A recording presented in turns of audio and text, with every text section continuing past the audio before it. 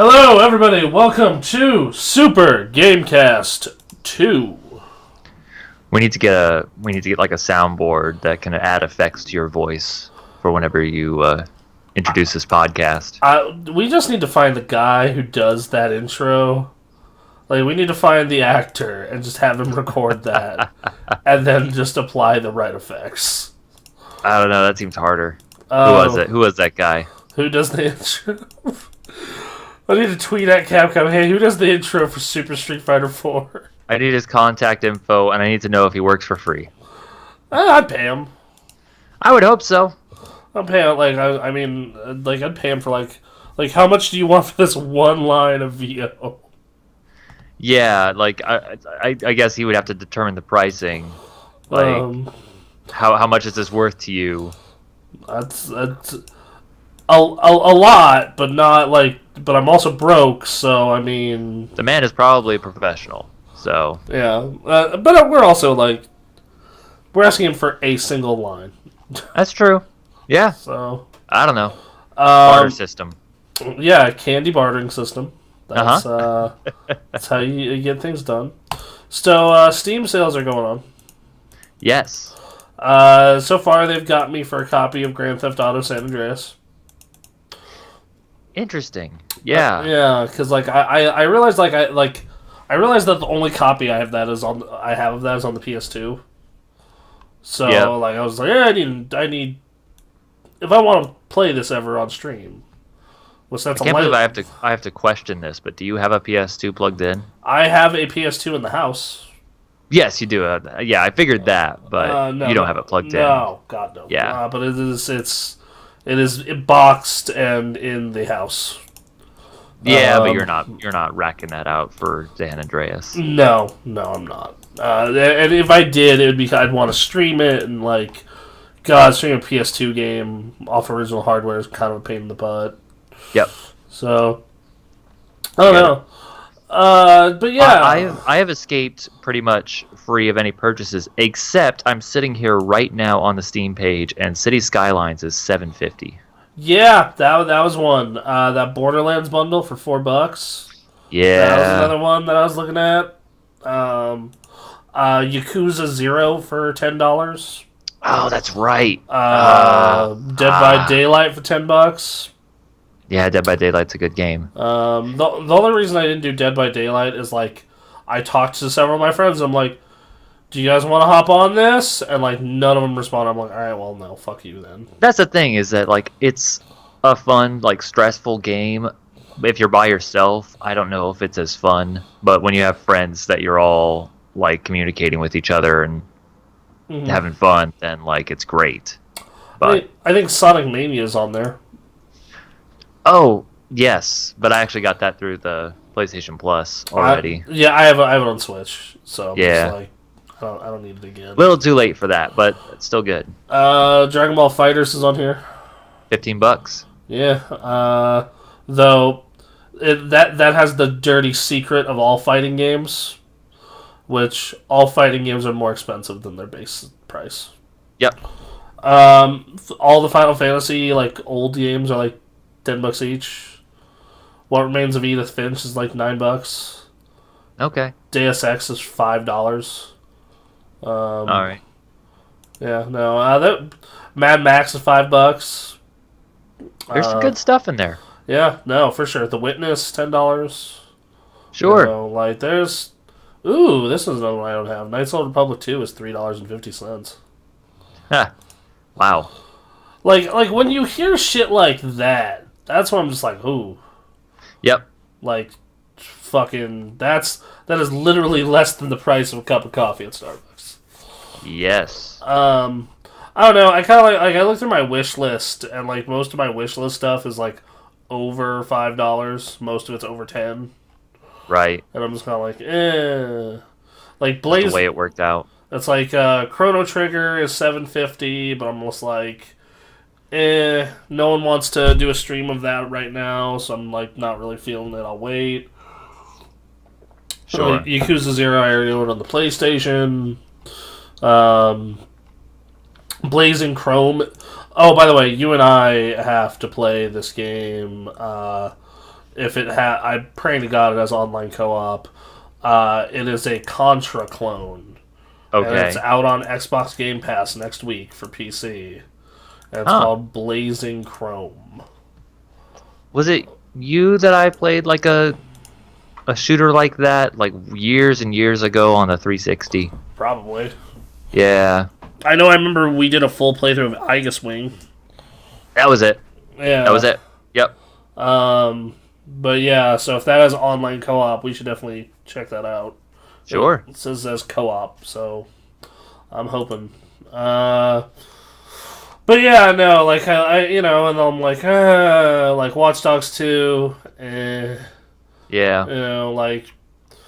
like generally just looking through my list, I'm just like, I'll probably buy Gun Wings because it's $2. Yeah. Like, for those of you who don't know what Gun Wings is, it's a shmup. Very standard shmup. But instead of based on think like Ikaruga, except there's 3 bullet types and you can only get hit by 1. Oh. And you can't switch. Like you have what you have for the level. Right. So if you pick yellow and you're on a level that shoots all yellow, you are golden. No,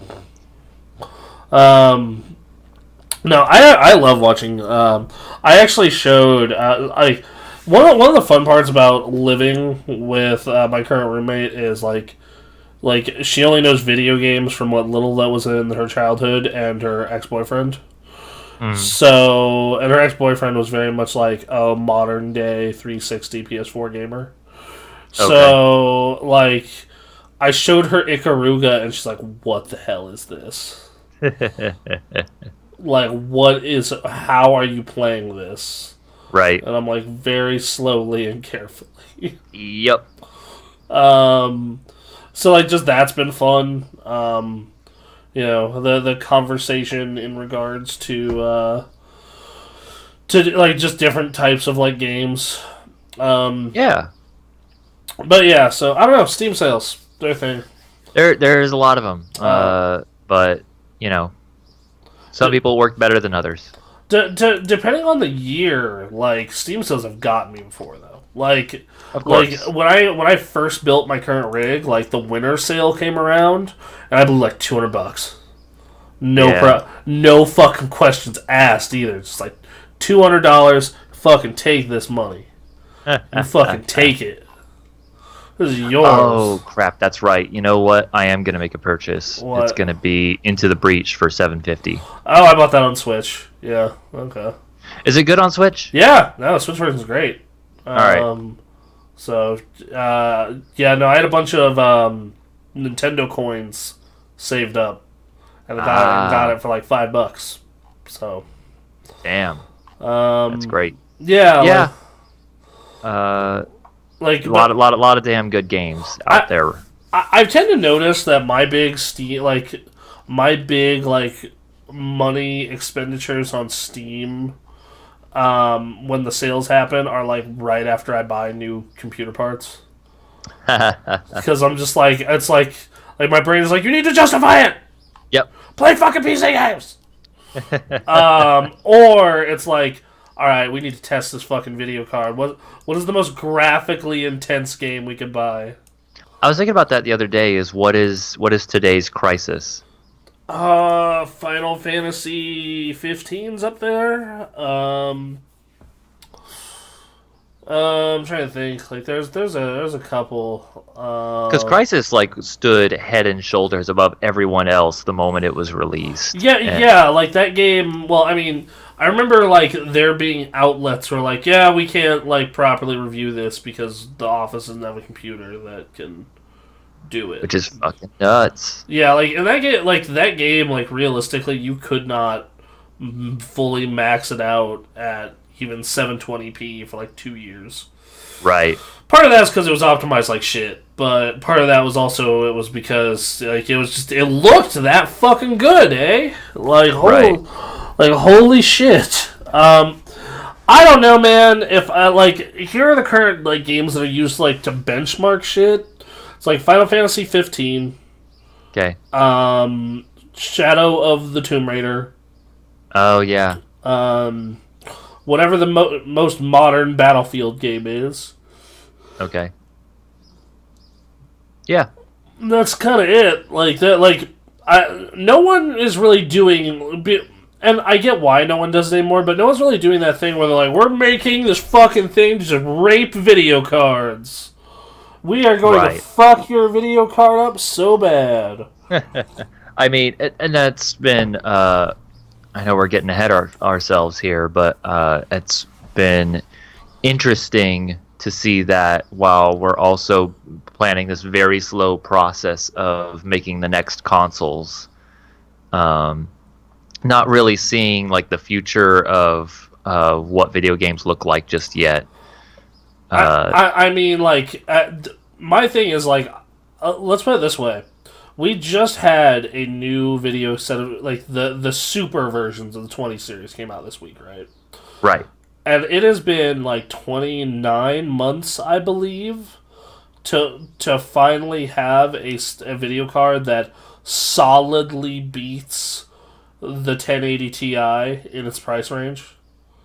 Right. Like, I mean, that's part of it. Like, I think it's just like, well, we can't push this shit any further unless it's only for PC.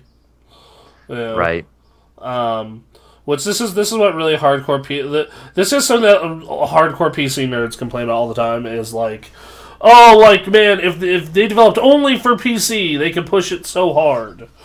And I'm like, well, that's not true, because if you go onto Steam and you go look at the hardware survey, you know that the vast majority of the population does not own, like, the most high-end shit.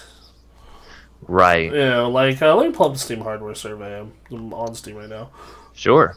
Yeah, the most popular video card is a 1060, homie. Wow. What that tells me is the vast, vast majority of the population are playing at 1080p, 60 FPS at high settings and completely okay with it. Yeah. Followed by that are the 1050 series, the 1070, the 750 Ti, and funnily enough, our video cards are the next two at the 1080 and the 970. Yep. Like, let's put it this way: it takes a while to get to the first 20 series card, and then it takes even longer to get to the next one. Right. Yeah, no, it's. I mean, it makes sense.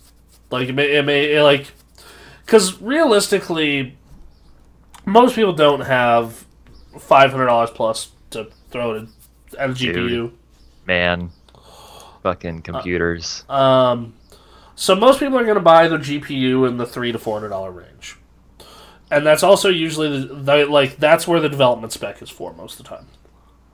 Okay. Like, granted, I always buy the 80 series, but I also like I build my PCs in a weird way, where How so? I don't buy all the parts at once. Oh. So, so this is what I do: is I buy the shit that I know is not going to get upgraded as soon as possible. So, like, I'll buy the case, the hard drives, the RAM, etc. Then the big three that I have to make a decision on are the motherboard, the processor, because they have to match, and then the last thing I buy is the video card, so I can get whatever the hotness is at the time.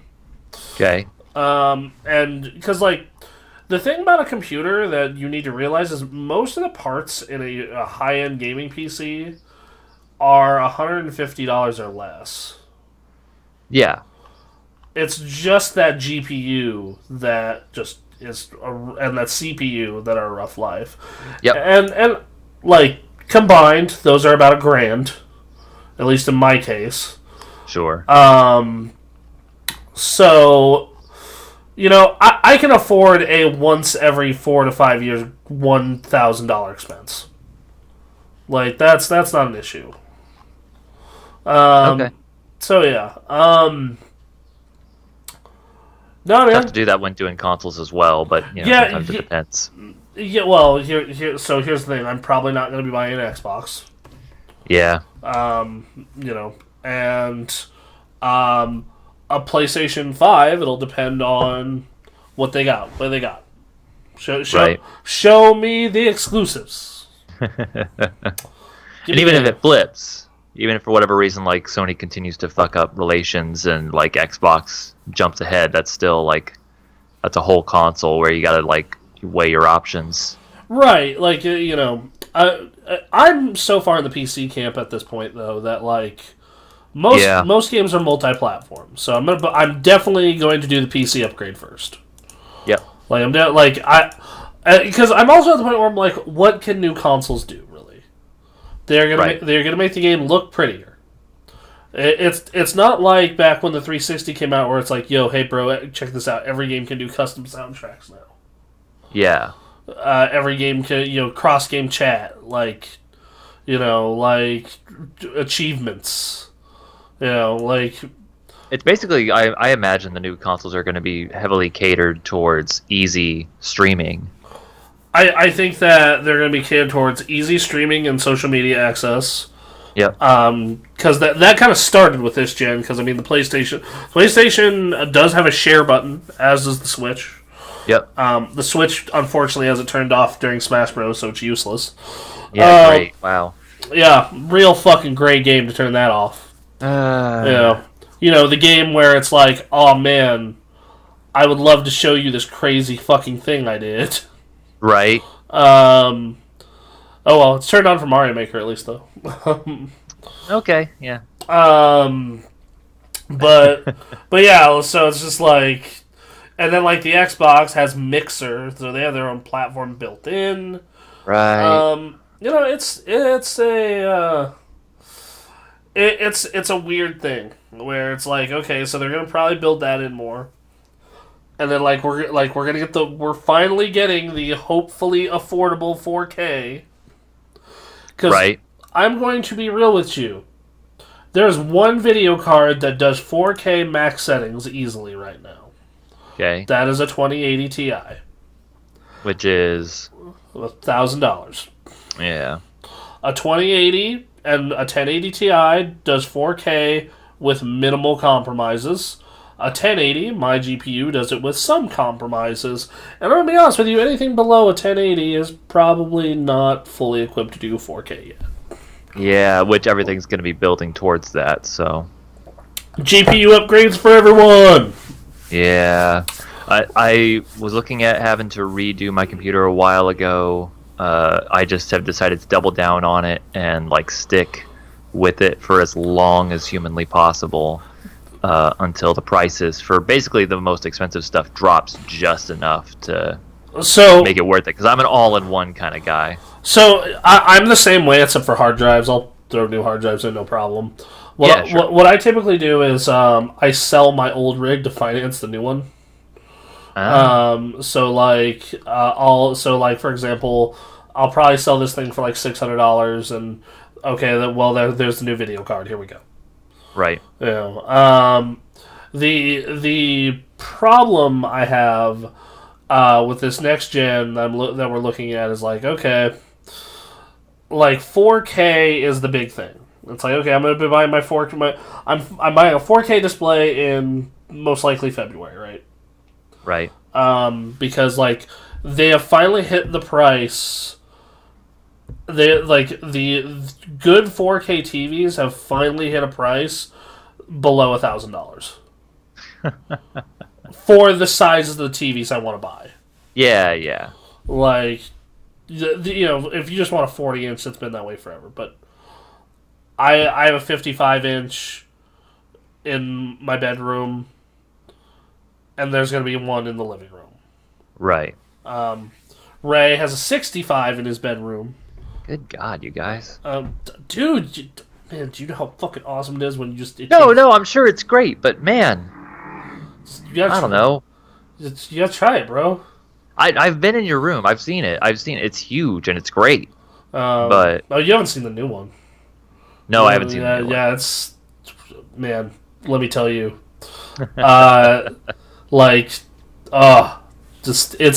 It's worth it. It's totally worth it. Like, it eats up your entire fucking wall, and you just kick back in a fucking chair, and it's just like, you feel like you're in it. It's great. No, I just the money to justify is hard. Well, Ray has like a big boy job.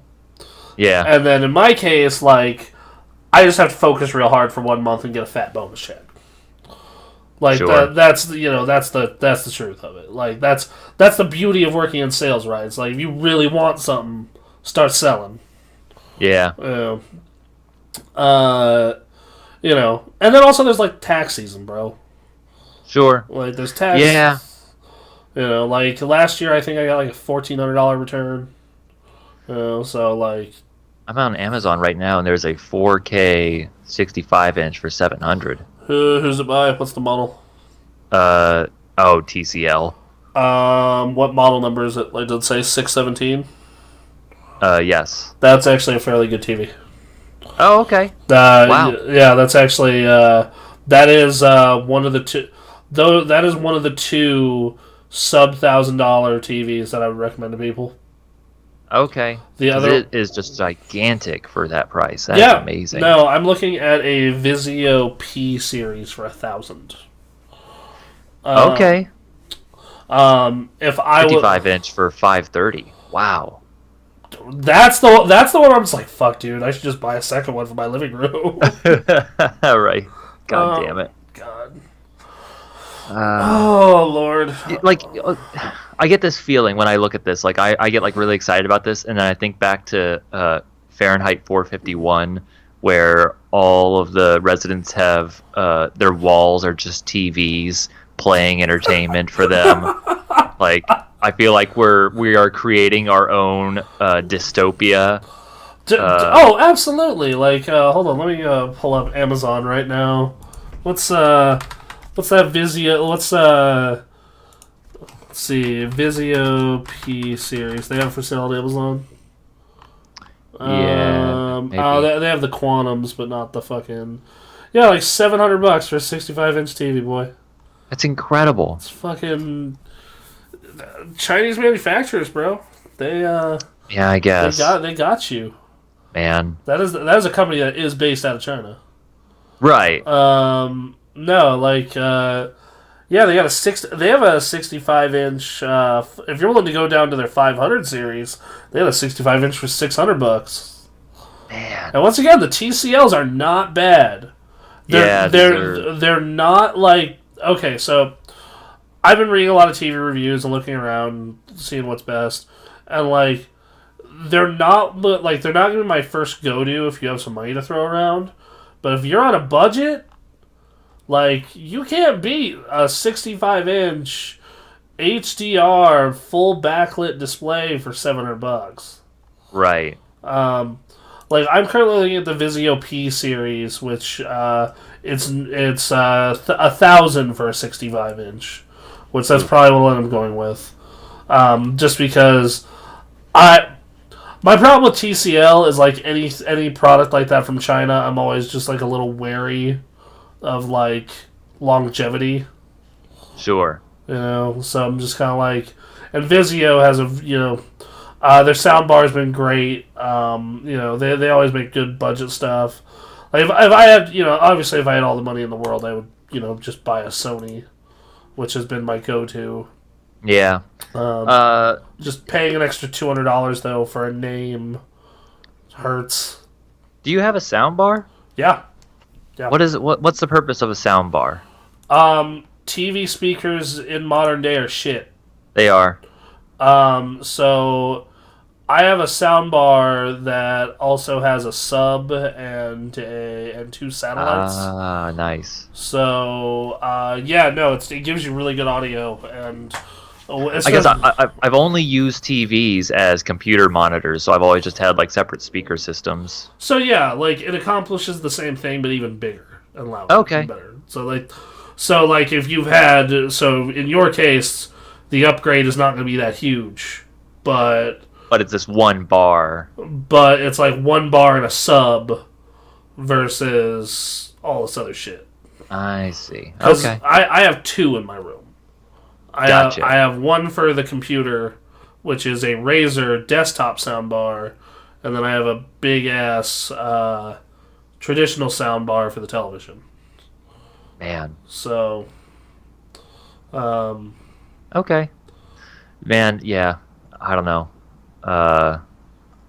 We are in this weird spot where we're about to start. People like our age and our budget are starting to get ready for that push into the next level of graphics and all that, and we're having to like work. We have to rework our computers and rework our televisions and basically our living rooms to get ready for it. Yeah, to do that dance. Yeah, it's Yep.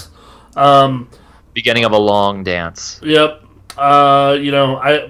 My game plan is TV is around tax season. That way I don't even notice it. Right. And then in all honesty, any console upgrade is not even consoles are at the point where they cost like they're $300 to $500. That's not too it's an expense that's noticeable, but not gonna just cripple me. Sure. So it's I'm just okay. I'm going to be moving into a new place here, I think, in a few weeks, and the rent is probably going to be inflated. So it's going to hurt a little more for me, but as time goes on, I think I'll be in the same position as you. Right, and you remember I rent for dirt cheap. Yeah, that's true too. So you're in an ideal situation to handle a lot of this. Yeah, and unless something goes really well for me, I'm obviously not moving up there for another about anywhere from 12 to 18 months. Right. So, if my timetable is correct. So, it's gonna be interesting. Some people already have 4K TVs and they're ahead on that jump.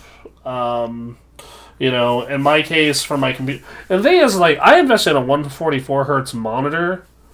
I might just stay that for my PC games. Okay. Or just some PC games. So we'll see how it goes. Yep. We'll see, because you never know. You never know. Never know. So. Video games? Hey, you played video games? I do play video games, but What? What video games? What? Yeah. What are video games? They are technically code. Well, okay, yeah. I mean, if you want to get Interactive code. They're interactive code where the way code works is you run electricity through what is essentially a piece of sand to flip a little bunch of switches that say yes and no, that when you say the certain things, it makes stuff appear on a screen. Ooh. Yep. I could spend hours doing that, I think. Well, let me tell you about Cuphead. Okay, so you've been playing Cuphead. Well, yeah, and also it links to our first news story. Okay, all right. So I've been playing Cuphead with my roommate. We've been streaming it, twitch.tv/2roomiestream. Whoo, buddy. What's going on? Whoo. Uh-huh. We got through that first island fairly quick, right? Okay. That second island has been a war of attrition. But man, it's fun. It's fun. Just even when you die, you just see how close you are, and you're like, oh! I had a rage outburst during. So there's this level where it's supposed to be based on a circus and a snack stand, and the very end of it is a roller coaster that says snacks and treats, and you have to dodge all this ketchup and mustard, and then you fight this monster, and then you win.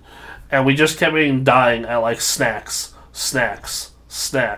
And we started dying at and then we treat, and I just eventually, we think we're gonna get there. We're almost done, and then we die at the last second, and I'm just snacks and treats, snacks and motherfucking treats.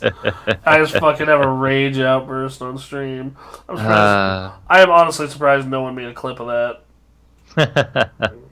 Well, give it time. And I assume you're going to stream it again. Yeah, no, we're actually streaming our entire. We're getting past it. Yeah, we are gonna beat that fucking game. Hopefully before Marvel Ultimate Alliance 3 comes out. Doubtful, but That would be ideal. yeah, we want to stream that Marvel 3. So Sure. I want to play as the Venom The Venom. and the Spider-Man. Did you ever see the movie Venom? I did. I never saw it. How is it? It's fucking hilarious. Really? Not intentionally so. Oh, okay. But I see. let me tell you about my favorite scene in that entire movie. Okay. Venom, Eddie is going to go try and interrupt / stop the big bad guy. The end bad guy. And Venom is like, I want to help you now. He's just like, you wanted to come here and eat everyone. Da da da da da. It's just like, okay, but I want to help you now. I have grown fond of this earth. It's just like, why? Well, Eddie, I bonded with you, and see, on my planet, I am like you. Kind of a loser. And I was just like, is this really happening? Okay. Like, there's just like weird scenes of like when Eddie gets like infected with venom at first. Like he's super hungry at a restaurant and he's super hot, so he just like hops in the lobster tank and starts eating lobsters. Okay. Yeah. Huh. Movie's a trip, man. You should watch it. It sounds weird. It honestly, like, if we still were doing that Netflix thing, I'd be like, I'll pay for it. Let's just do it. Right. You need to see this. Well, apparently Rabbit went down, so Well, that's can't even do that. bummer. Yeah. So yeah, Cuphead. Developers of Cuphead have delayed their DLC as well, though. Oh. Citing a desire to make games in a healthier way. What is that in reference to? Like their development process or how they're going about it? They have said, we initially announced the 2019 release date for the Delicious Last Course expansion. Our highest priority is making this new adventure meets the meticulous love of care and quality we always strive for. The game's co-director in a statement said, we want to be absolutely certain that the next adventure feels at home in the world of Cuphead and is full of moments that surprise and delight players. He alluded to the new improved game development practices as the reason to delay.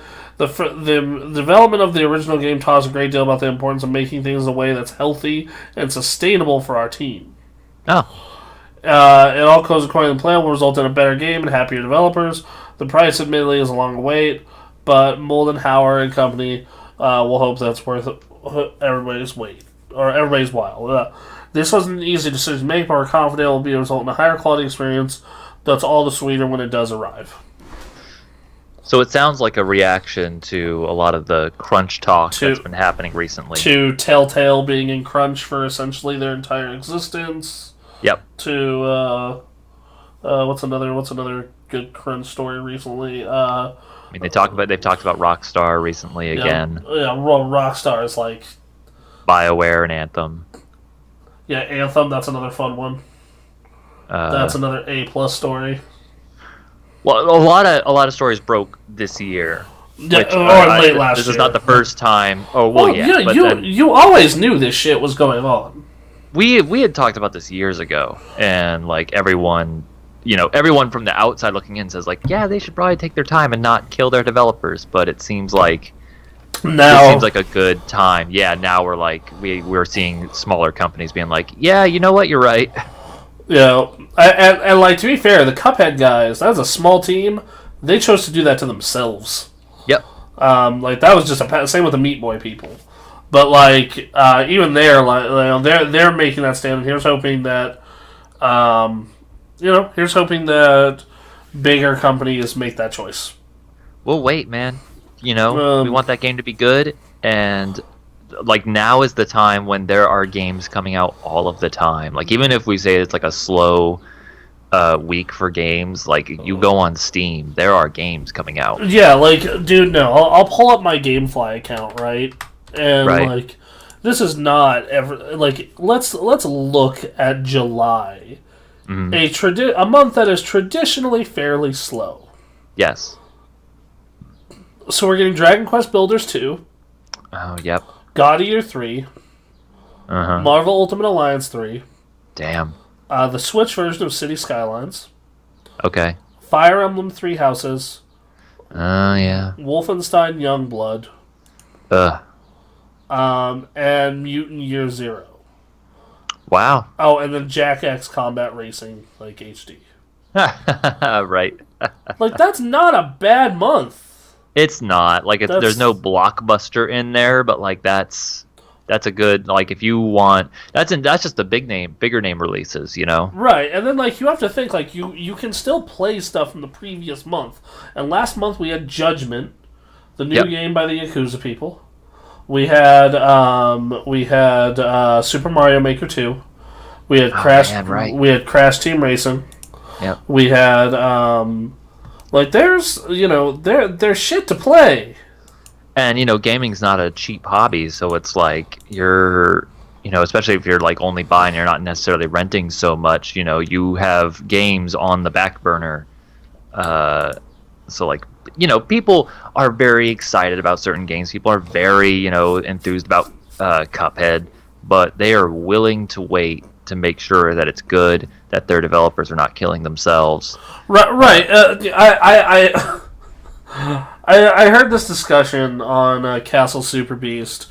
Would you pay more for like ethically, as they put it, ethically grown video games? Like, would you pay an extra $10 to $20 for like a label and proof that like, hey, crunch was not put in on this project? If that's what it took to make sure that they weren't getting crunched to death, Like, here's my thing. Like, I understand that like crunch in some cases is like fun, and like every job has it. Like my job has a 6-week period where we have to bust our ass super hard. Yeah. But like it's not meant to be. That's not how you're supposed to live for like 6 months plus. Right. Like I can understand like. Okay, month and a half. Month and a half, we're pushing to get it done. We're getting caught up on some stuff. Not like, dude, this is all of the entire 2-year development of this game. Right. And even then, it's like, a healthy crunch environment can let someone go off on a weekend that they were scheduled for, something like that, just to... do whatever. There's ways to work it so that everyone can still live their lives outside of work, right? Despite the crunch period. Yeah, and I think it's one of those things where, would you pay that? I feel like most consumers wouldn't, just because they don't know about the issue. Right. That's the thing. That's why you need to have like a label. I feel like we would, and I feel like most of our like colleagues and people who are really hardcore gamers would, but like the average person going in to buy like an Xbox or a PlayStation or a Nintendo game probably would not give a shit. They'd be like, "Why is no?" They don't know about it, and they don't want to spend more money than they have to. Right, like going back to the whole like, because like I remember back when I was a kid, like getting a game was a fucking big fucking deal. Yep. That was a like, hey, you had a really bomb report card or it's Christmas. Right. Type deal, so yeah, I don't know. I hope that this trend continues. Yep. I hope that I hope that Rockstar in particular learns from this. I realize that means Grand Theft Auto 6 might take another 30 years to come out, but whatever it takes, man. Just so, let's not kill each other, because that like the big sentiment that's been coming from this push also is that people that are not pushed to their limits and getting pressured make better games, because they're there because they want to make games. So don't make it like an unpleasant experience. Well, yeah, like that's another thing that I feel like in every workforce that they don't fucking understand. Yep. Is like, if your workforce is fucking tired and doesn't want to be there and can't focus, then they're not going to do well. Right. You know. You know, it will take some measures that will seem initially counterintuitive to the business's end goal, but in the long term, it will do better. And I think, you know, smaller developers get that. I think when you get bigger and you have publishers that are trying to, you know, sell the game by a certain date or have some sort of agreement or something like that. No, well, yeah, like, it all comes back to, like, publishers, like, we gotta get this out by Q2. Like, fucking... That's what happened with Anthem. We need Anthem out by the end of Q2. Like, if they had held off on Fallout 76 for a while longer and worked on that more, imagine the day one on that. Yeah, Bethesda had to go, but no, it was Bethesda or ZeniMax, their parent company, said, hey, we need a Q4 game. Right. And they're like, well, this is the closest thing we got to being able to put out a Q4 game. And they're like, all right, well, hopefully that it does well enough that some people want to stick around and we can fix it as it goes. I wonder if people, like, on the higher end see things like early access games, quote unquote, succeeding, and they're like, we don't need to necessarily have it finished to be out and making money. We just need enough of it to be out for people to be able to play it, and then we finish it as we go along. I think that's totally a sentiment. I think that's part of the reason why we're getting this Final Fantasy VII mockery. You know, like, I think that's definitely a huge part of it. Also, because they can do that with Final Fantasy VII. Because it's Final Fantasy VII, so they do what the fuck they want. Yeah. They can fucking put that game out in 16 parts. People be like, fuck yeah. Sure, why not? To fucking just... Fuck. Final Fantasy fans are crazy. I love it. I mean, you know, yeah, we'll see how that goes. Crazy-ass Final Fantasy fans. That'll be a long... Yeah, so I don't know. It's one of those things where let's hope the industry slowly but surely corrects it.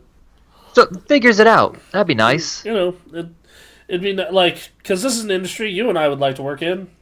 Right. You know, like, in a different capacity, admitted. But yes, of course, but like, still. Well, and then, like, I worry... I've gotten to a point where I've been watching the industry enough that I see Phil Spencer being, you know, very genuine about their console and what they're doing and what the company's doing, what they're trying to do for employees and what they're trying to do for people who are disabled that want to play games. And they're very genuine and want things to work, and they want multi-platform, all that fun stuff. And then... But I know if they ever get back on top and they start gaining a lot of money, whether it's Phil or it's someone else, like, it can turn on a dime. Like, just I'll tell you right now, see the opportunity. Phil Spencer's a man who could sell me anything. Right now? Yeah, like, that man, like the past 4 E3s, that man has come out and, like, every single time, just like, God, I love Xbox. Yeah. God, Phil Spencer's such a great guy. Yep. Like, that man could fucking sell me anything. I could be living in an igloo in Alaska, and that man could sell me ice. I mean, you know, Alaska was like 90 over the weekend, so... Was it really? Yeah, apparently at Anchorage it, like, hit 90 degrees for a moment. Whoo, okay. Yeah. So I don't know, maybe you could sell them ice. But, like, the thing is, like, it's a business at the end of the day, and I'm glad everyone's making these changes, but it's mostly like smaller companies that are really pushing this. It's nice like, Nintendo has always done this. Like, Nintendo is like, if you look at Nintendo, like, all their, like, what their employees say and what their, you know, Glassdoor reviews have been, etc., it's like they give above average leave, they give above average benefits, and they give and they traditionally don't have to crunch as hard.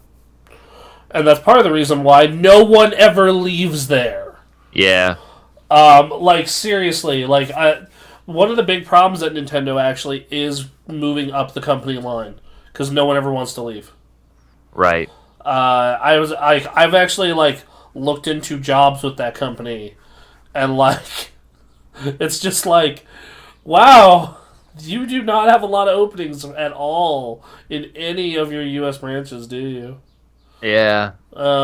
So, But, you know, it'd be good if the industry held on to it. I have my worries, and I will remain cautious. I just hope that it continues.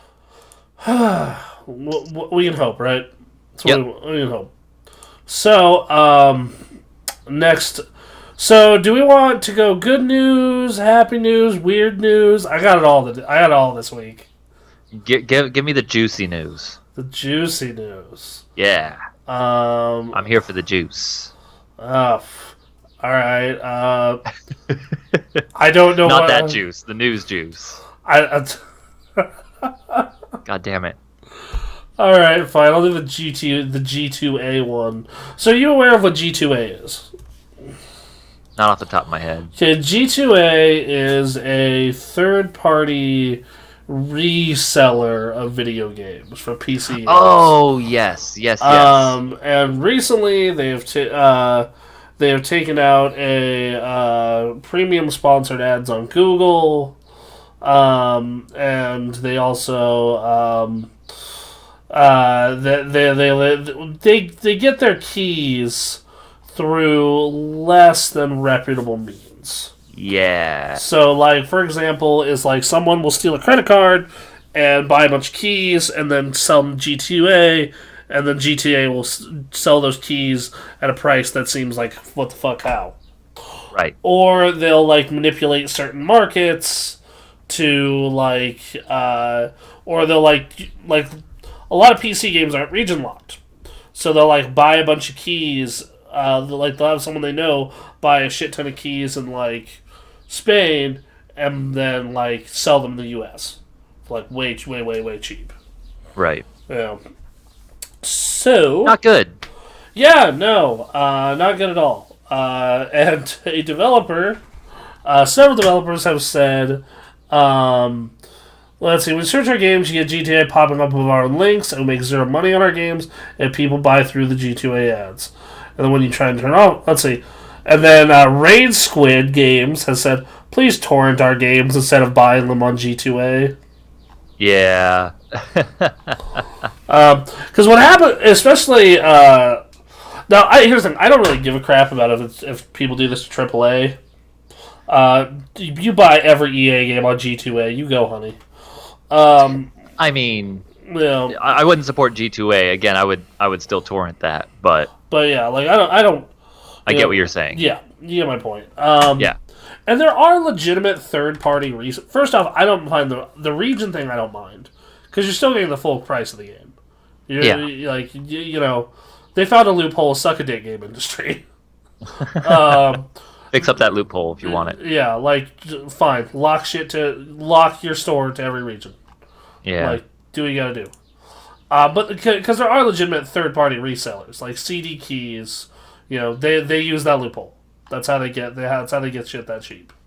Okay. They don't do the whole stolen keys thing. Don't stealing shit. That's no good. Like these because G2A in particular, they also have had fake keys, etc., etc. So Wonderful. yeah, most of those keys though I purchased through credit card scams.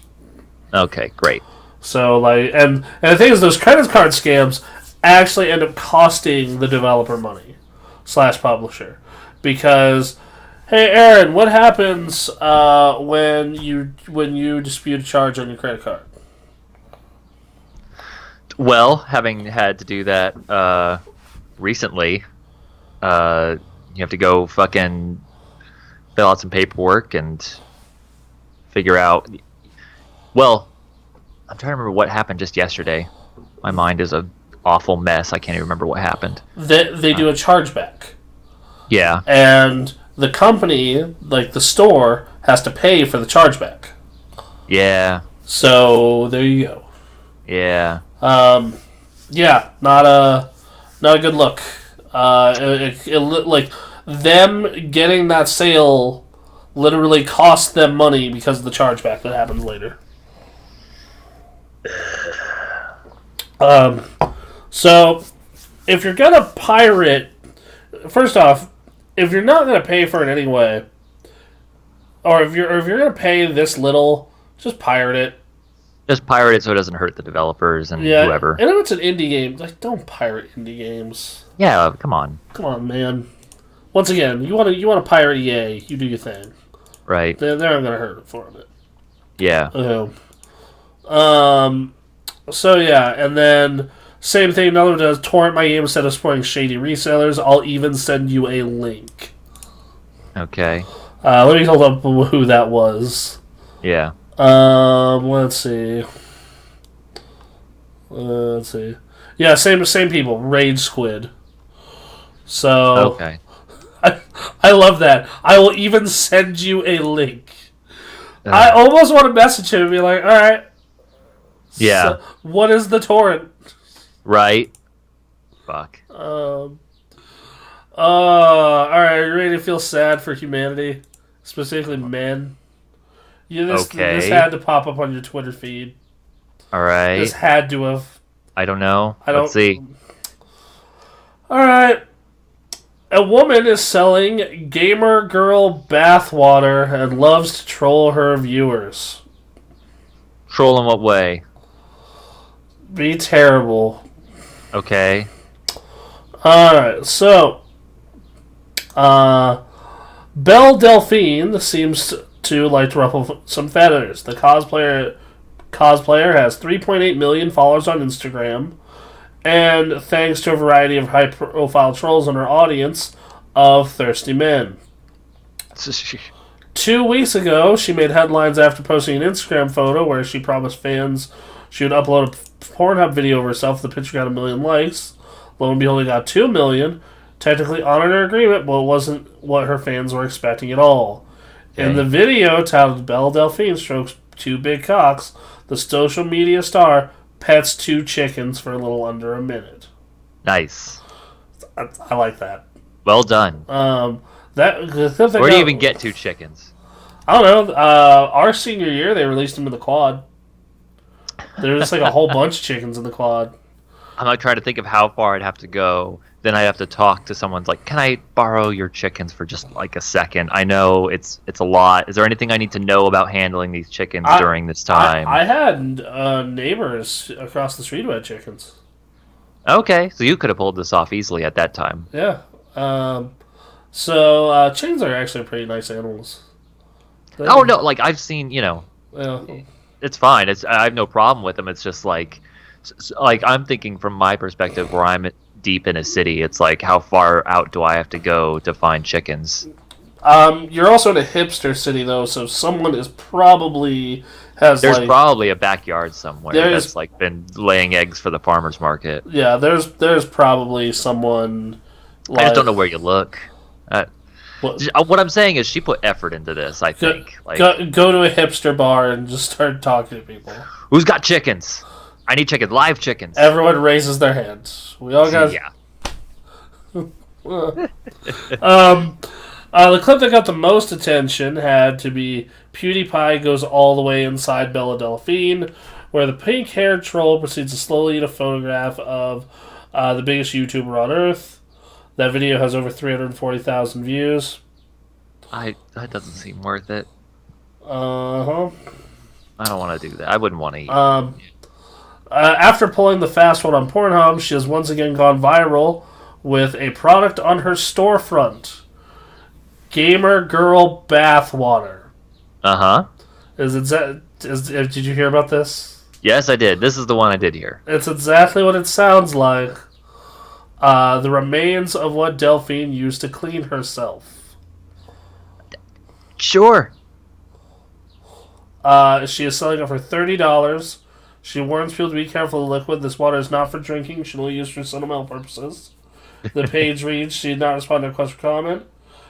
We do not know how many people are actually purchasing the bottled water. It is unclear whether she is allowed to sell something like this, given that the merch is branded with the logo belonging to Overwatch's Diva. But it did sell. It did sell out, according to her website, anyway. Yep. Let's see. I'm sure with a lot of these things, there's masturbation involved. She said. Probably. They do. Sure. Fucking. Oh, Don't they sell God. like? Don't they have like used panty vending machines somewhere? In Japan? Yeah, that's Japan. Yeah. Thing. Why not? If that's going on, she's making money. Actually, a quote from Polygon here from someone is, "When people actually pay $30 for soiled water, according to Alptrum, that price point is actually on the lower end of what people charge for panties. So it's entirely possible. I think she could have gone higher." Right. Yep. So yeah. So like, on one hand, like, I don't want to live on this planet anymore. it's this thing where it's like, you're not necessarily doing something like immoral. I mean, like, if I could fucking get away with it, I would. Right, but then like it trends into that territory where I'm starting to like question. You know how we were having that whole conversation about microtransactions and all that, and I was like thinking to this, I'm like, do these people need help? Yes. The people that are buying this bathwater. Yes, they are very. Like, are we taking it? Are we taking advantage of like some people that are deep in some problems and need saving? She's taking advantage of sad, lonely men. Let's be real. Well, so yes, but like that doesn't change the fact that she is taking advantage of these people. Yeah. In a way, like the microtransactions is a lot, worse because it's a corporation that is just trying to generate as much profit as possible. This is just someone making some money. She's not like a multi-billionaire or anything like that, but like it's that weird gray area of like, yeah, you shouldn't be buying someone's bathwater, but you're usually normally well if you're not doing that. Look, man. Like, I know meeting women is hard, okay? Especially if you're the type of... Chances are, if you're the person who would buy this shit, you got some serious problems. Yeah. Don't buy this shit and go seek help. Of some kind. Yep. Because y'all need it. Could, your therapist, your friends, something. You're not like doing drugs or anything, but you're like you've just barely crossed the line of, okay, you're spending money on absolute garbage, and I know it makes you feel good, but like as long as they're not, I guess, going bankrupt from this, I guess it's fine, right? I guess. But it's only a matter of time before we hear a story of someone who's like maxed out their credit card buying panties and bathwater and is like sitting on the floor in their bedroom like, oh. like as funny as an image as that is, it's like it's just like it's like lonely dudes. Yep. Also, little another thing is she's going to get sexualized by viewers for being a real gamer anyway, so she might as well have some fun with it. It seems to be working. At least one man says he spent $2,500 on her Patreon in exchange for a personal Skype conversation. I'm all for people. Yeah. I mean, if you got the money, if that's like discretionary spending, not discretionary. What's the word? That's expendable income. Yeah, there you go. Like, and you're paying your bills and all that. Like, fine, I guess. I'm gonna look up her Patreon. Yeah, sure. I want to see what the numbers are. I'm curious. Like, as a businesswoman, she is doing aces right now. Yeah, like, okay, she has 3,800 Patreons. So that means at minimum she's making $3,815 a month. Yeah. Because $1 or more. So, wow. $1 is bronze tier. Thank you for helping my content. A little slice of cake and yummy sweets go a long way. Here's a thank you. Cool. Silver tier, $5 or more. Access to the Patreon feed. Cute and weird selfies. Behind the scenes photos. Okay. Gold tier, 25 or more. Access to lewd HD photo sets. And to all my Ahego photos. Access to my... What? Ahegao? Yeah. What's that? Translate. Okay. Oh, it's one of these. Okay. Yeah. Okay. So it's an area I unfortunately have a lot of experience in, but it's become like this trend that real life people do, and I think it's ridiculous. Sure. But it's been making money. Like there are followings on like people making this face with the tongue out, eyes pulled up. Oh, okay. I know And, what like, you're talking about. yeah. Really prevalent in Japanese porn, specifically drawn, but like not gamer girls.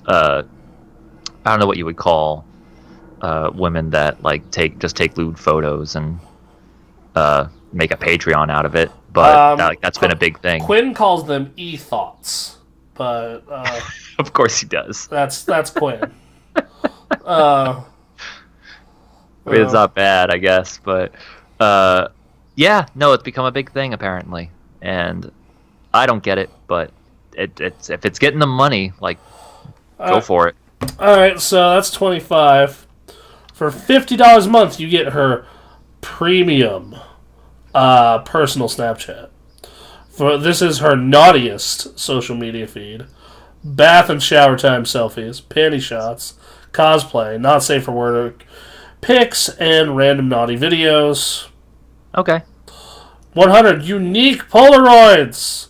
I will mail Polaroids? you Polaroids. Wow. I will mail you a very lewd Polaroid and sign it with a kiss once a month. Access to all the stuff in the previous other tiers. Imagine like how much of her life is now, like her daily life is spent licking envelopes now. Well, I mean, bro, that feed is $100 a month, so I'm gonna say not that much. I don't know, man. At 3,800, I wonder. Oh Lord, That's a lot. this is I reading all this and then seeing the post prior, like when I saw that bathwater post, someone like tweeted that at me, and I was just like, I immediately sent back the GIF of Professor Farnsworth. I don't want to live on this planet anymore. Like straight up. It just calls for a documentary into like the people who put money into it. I'm just curious. Oh, like a modern day Second Skin. Yeah. I want to know. If I knew then what I know now. Yeah. All right. She kind of came off right eventually in the end, because the whole gaming addiction's like a certified thing. Yeah, which I get, but which I actually have to follow up on our loot box story from last week once we get to the end of the show. Oh, cool. So $1,000 or more per month. Oh my god. Which there has to be someone, right? It doesn't say. All the numbers of who is subscribed to what is secret. Yeah, but there has to be one, right? There has to be. It exists. I don't know. I mean, there's one guy that did 25, which we'll get to that. Let's see. Her quote: "You are my king, and you're helping me. Unbelievable. I honestly love you so much. I will do custom photo set for you. We can discuss it together. Access to the private Snapchat, Polaroid, all the stuff in the previous tiers." Wow. So 2,500. How is there more? Okay, fine. Is there a tier above this? No. Okay. This is the last tier. All right, fine. Yeah. 2,500. You could buy a car with that. That was literally the down payment for my car. Man. Okay. All right. Yeah. You are my god. Well, at least she's. That's the only way you go above king. So yeah, sure. All right.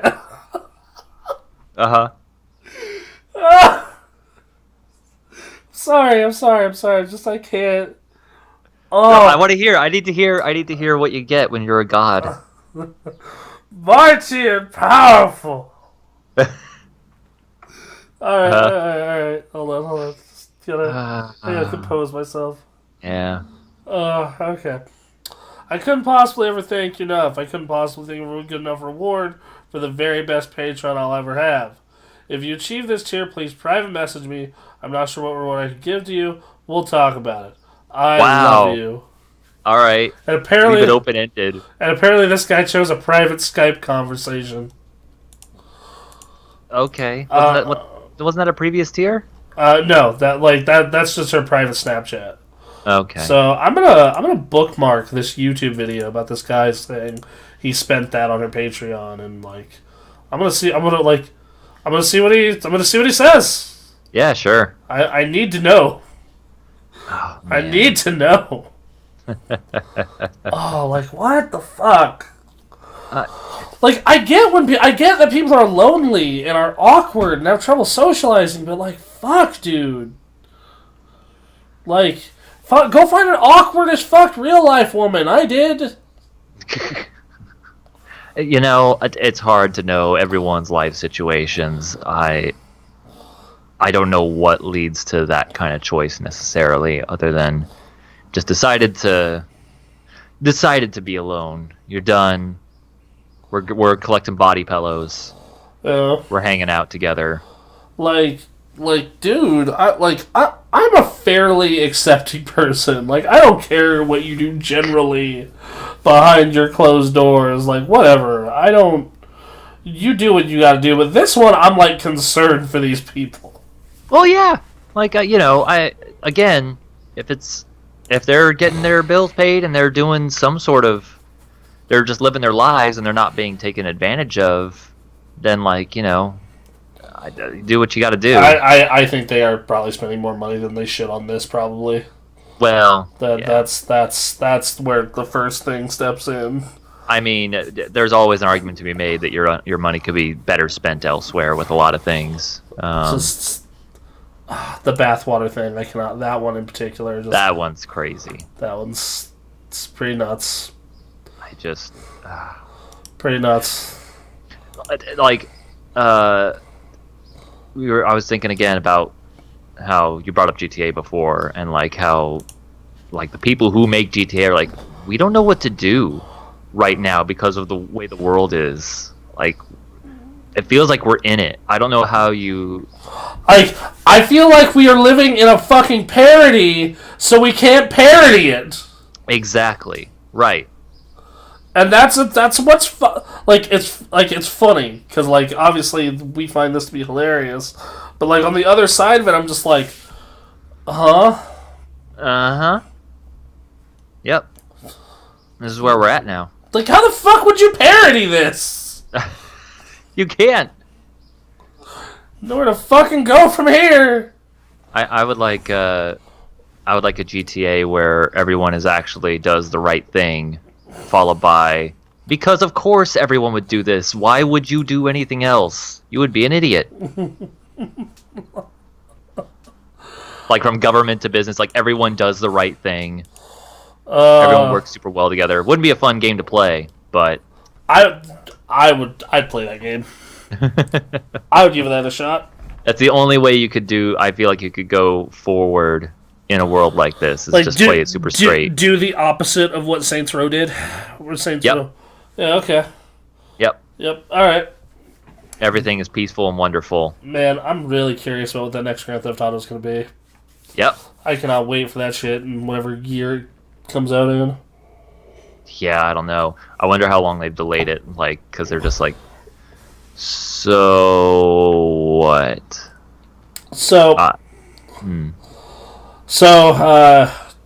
Yeah. Yeah, that's a thing. Yeah, alright. So. Next thing.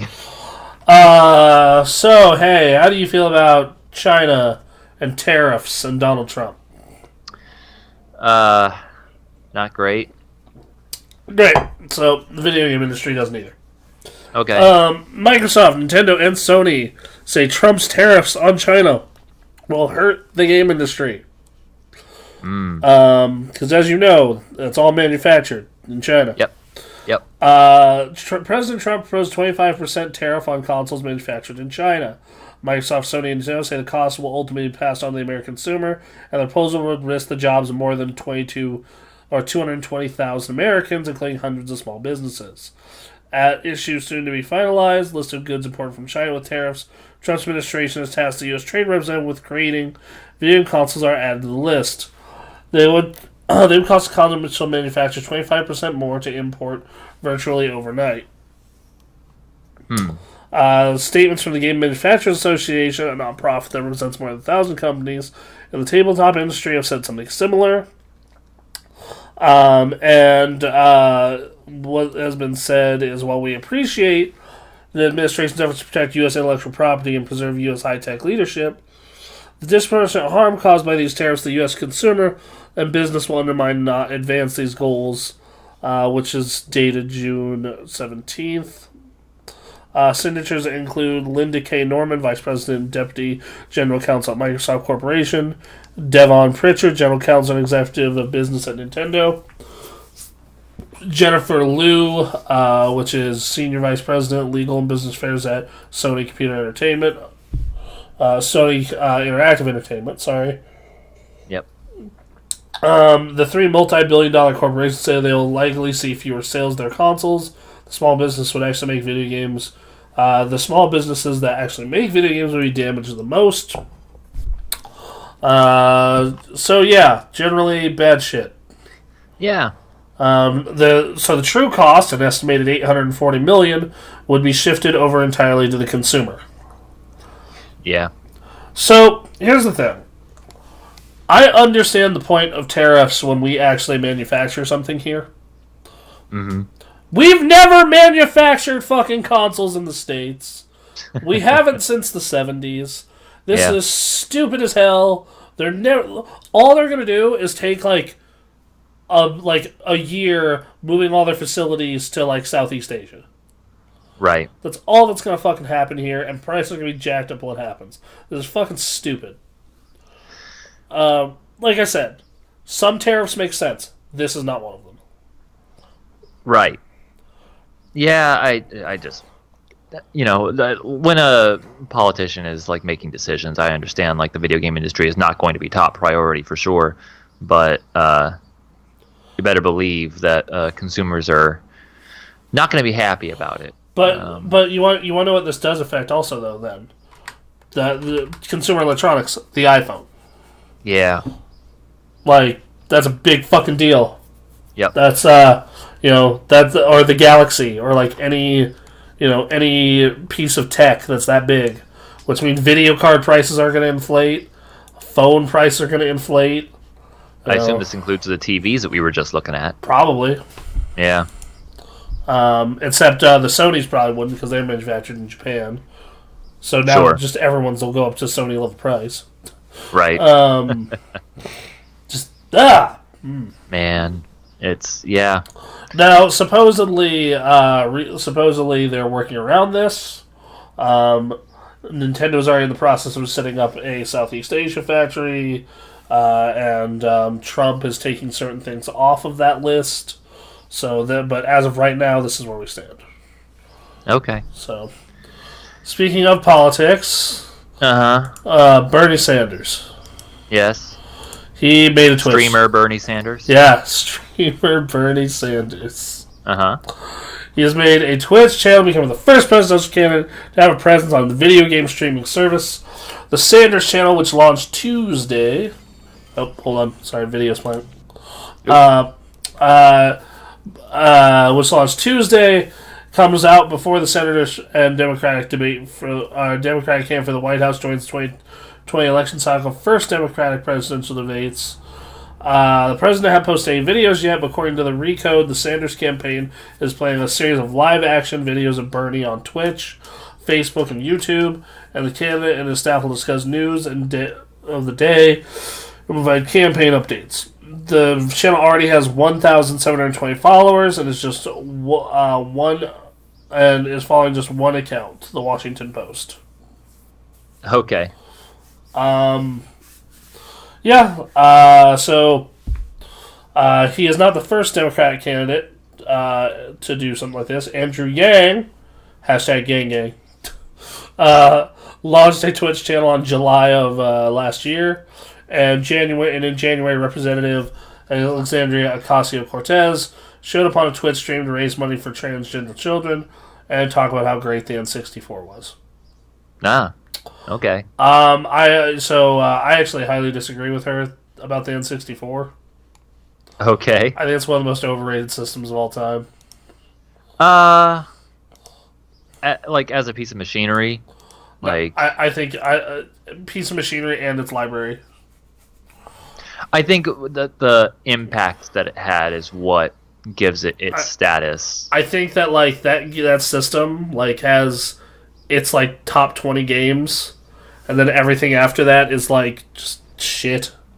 Sure. I'm not necessarily going to disagree with you there. My knowledge of the N64 library is not great, but the few hits that it had, oh boy. Yeah, versus like the PlayStation, which like that goes like 50 deep, but also some of its hits are also like, oh, holy shit.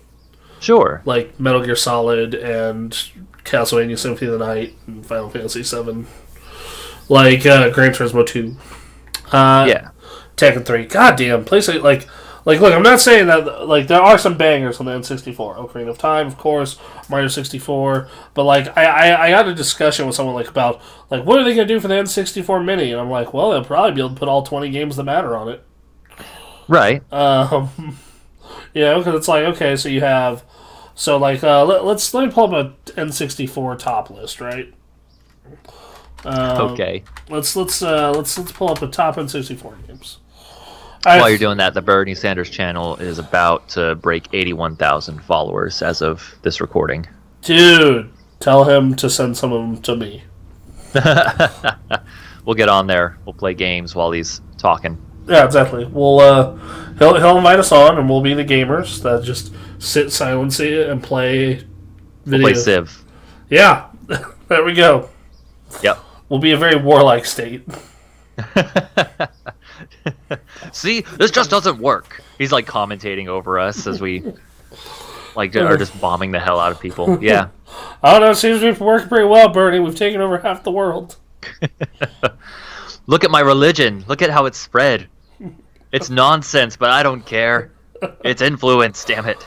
So, I pulled up a list of Google N64 games, right?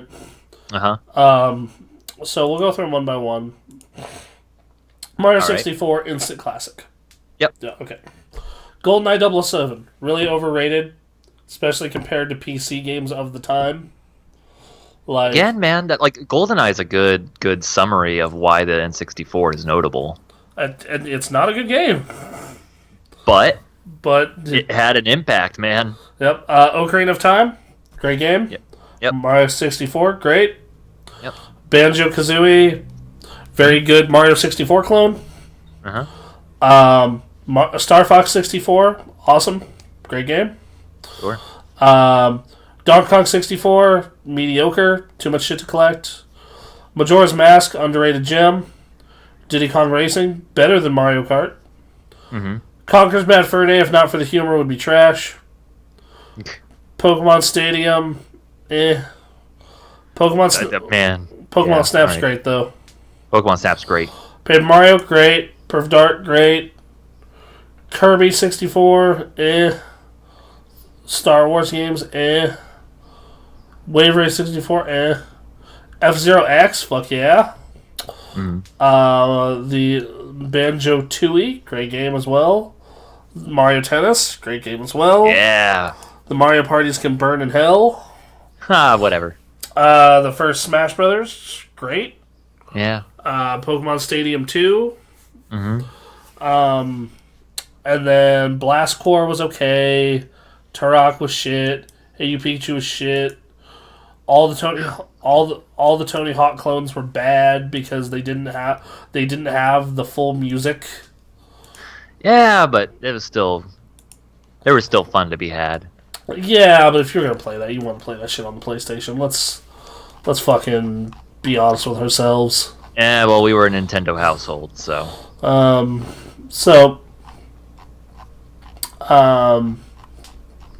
Where did I leave off?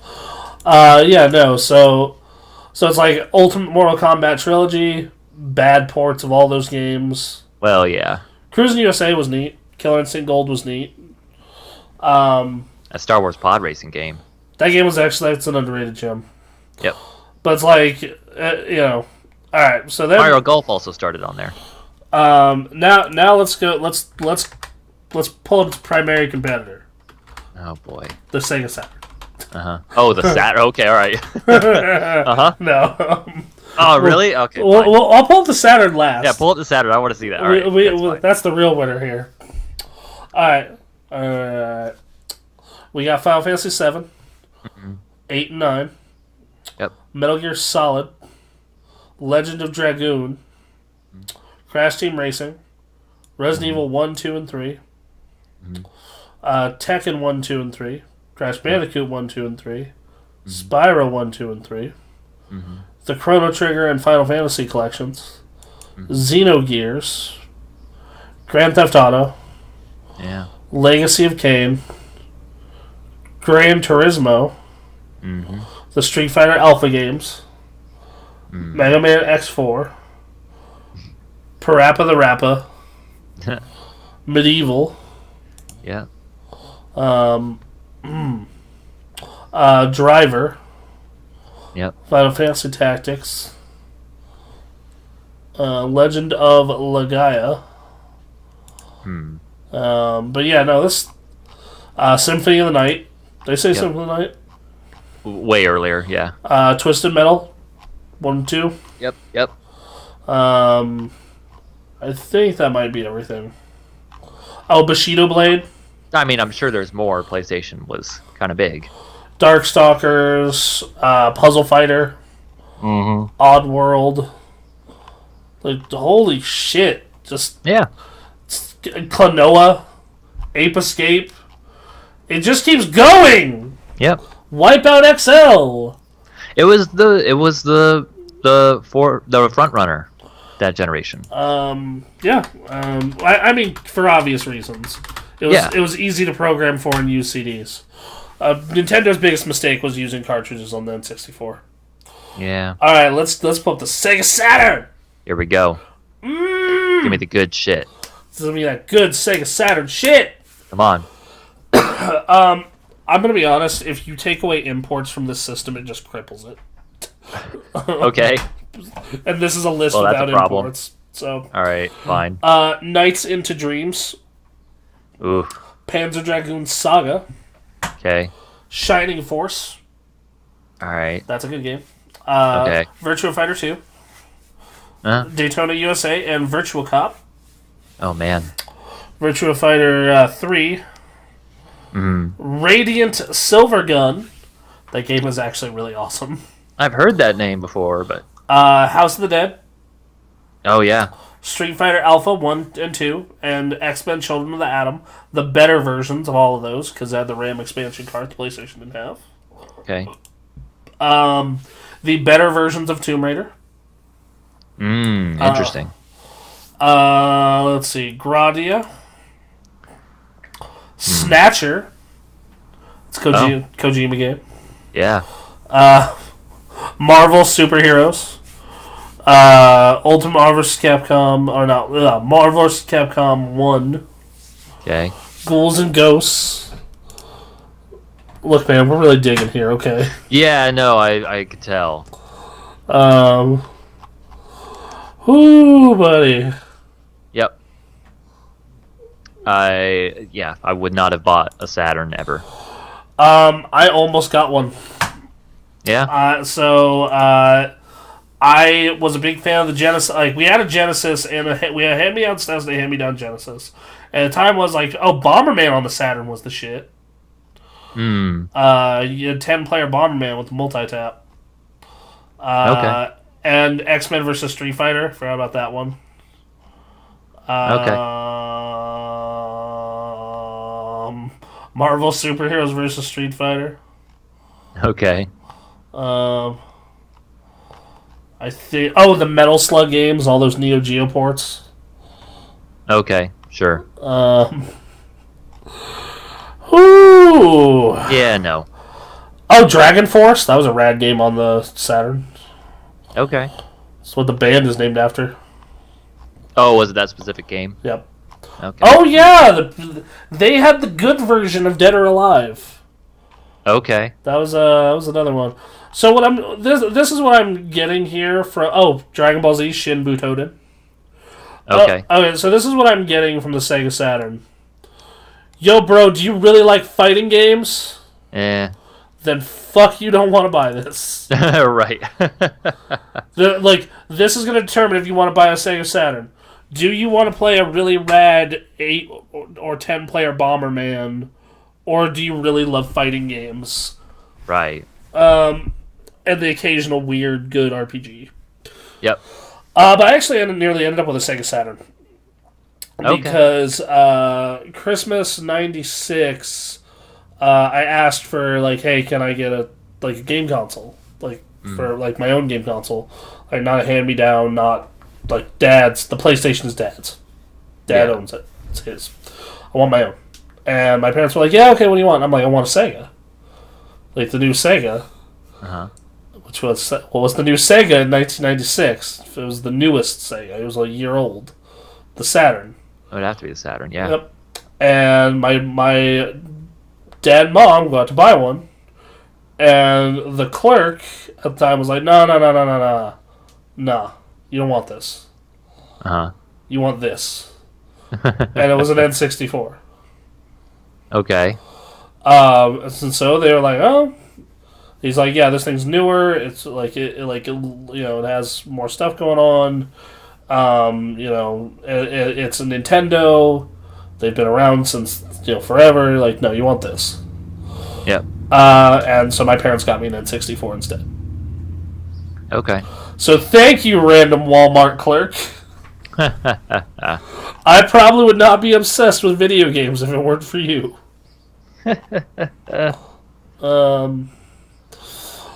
So, yeah. No. God damn, that era of video games sucks.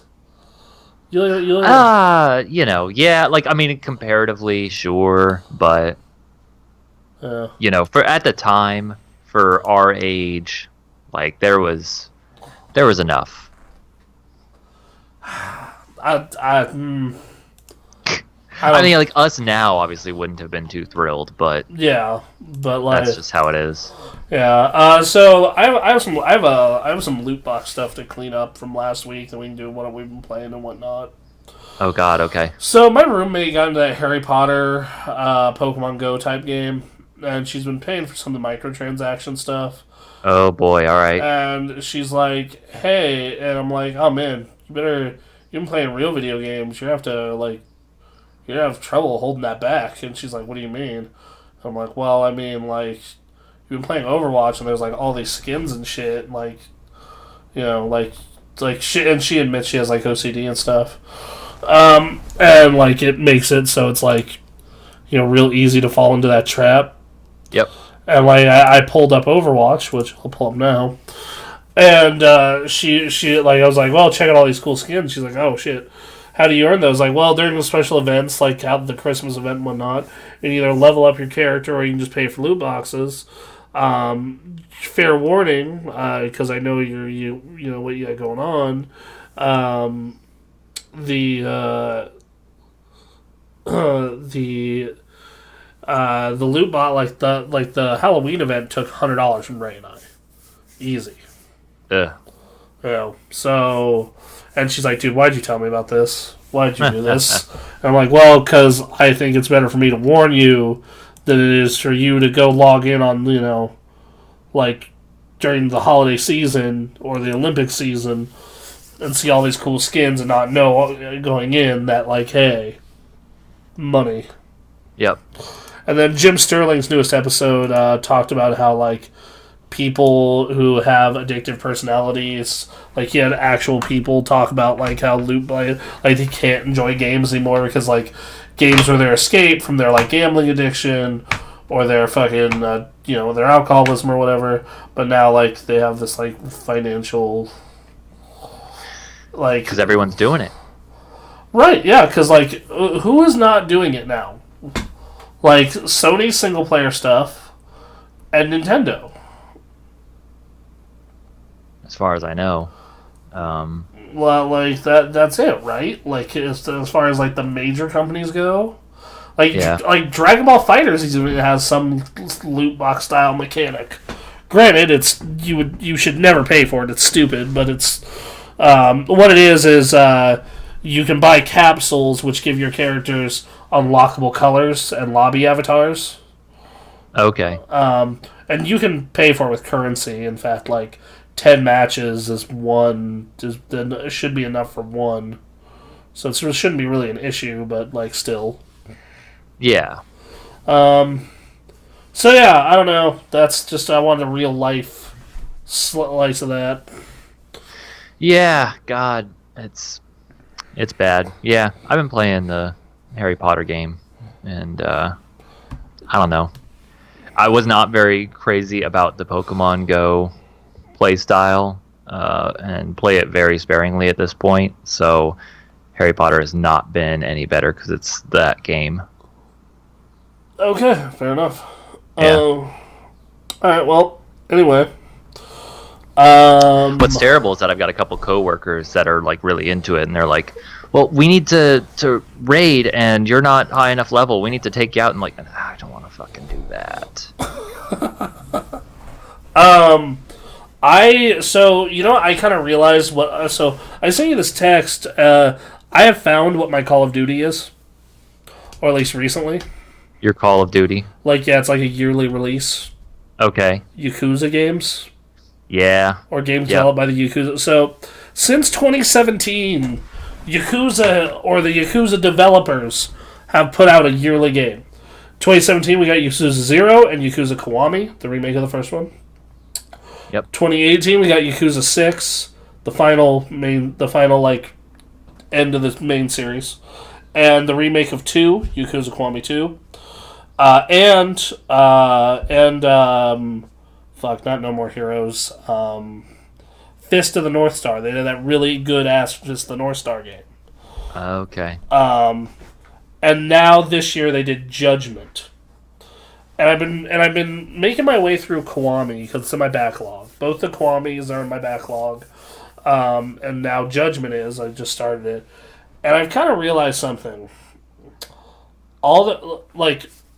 Those games are ingenious because they all take place in the same city, and because of that, that cuts down on a ton of production time, so they can tell these amazing stories and have super fun combat. Right. And on top of that, the guys who write the last 4 chapters of every Yakuza game, like the last fourth of every Yakuza game, need to write the last fourth of every video game ever. Because they're always ridiculous. They're just like, here, Kiryu and Nishiki fought through like 50 dudes in the streets, and then get chased by a helicopter in their fucking Jeep. And then, like, they have to go off in 2 separate directions to save 2 separate people. And fucking, like, just... It's always bananas. It's always just, like, pure hype for, like, the last... Like, always the last 2, but typically the last 4 chapters of these damn games. Okay. And Kiryu is such a fucking badass. Sure. Also, if you're going to start with the series, play 0. I cannot stress how good Yakuza 0 is. That's what I've been hearing, so let me take a look here. So I put some more time into that and Judgment. They're pretty standard Yakuza fare. Like, Judgment has some tweaks because it's a lot more modernized. Other than that...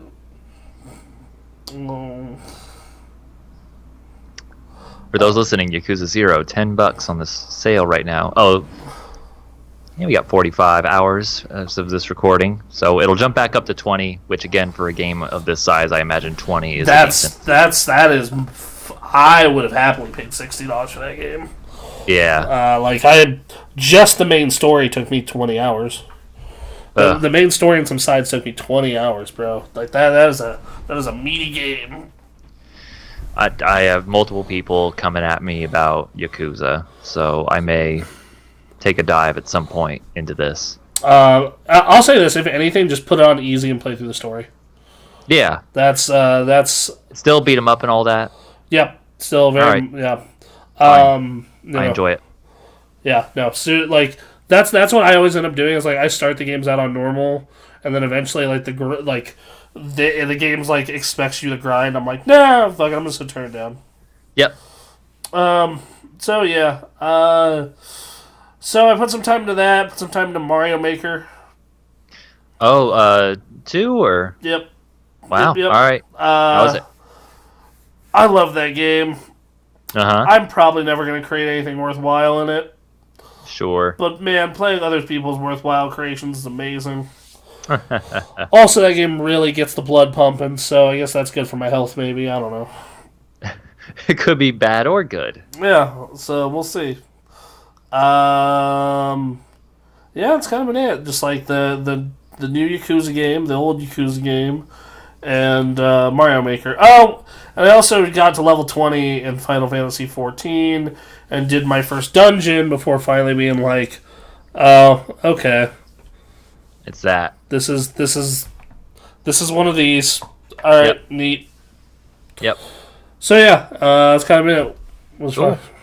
What about? I've really only been playing, other than like occasionally glancing at the Harry Potter game. I've been playing more GTA 5, which that game just blows my mind. Every time I go in, I'm thinking like, wow, I cannot believe that they made this.